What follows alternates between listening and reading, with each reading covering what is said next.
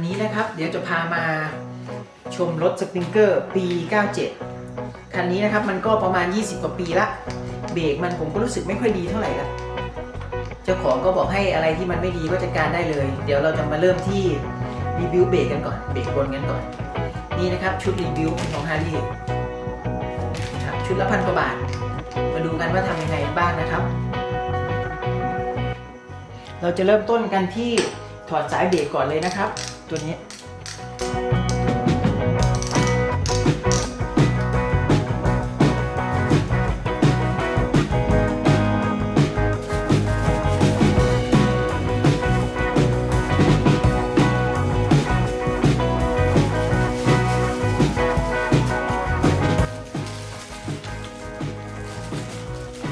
น็อตกับที่เดิมไว้ก่อนนะครับ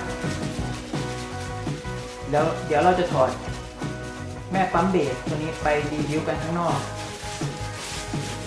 เสียบสายเบรกไว้ก่อนถอดกระจกนะครับถอดกระจกเก็บไว้ก่อน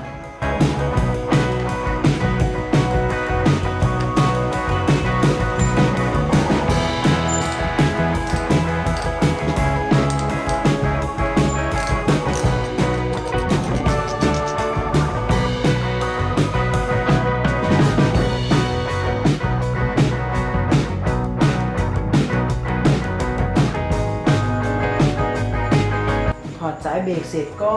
ผมจะเอาปั๊มเบรกออกนะครับเอาไปทำข้างนอก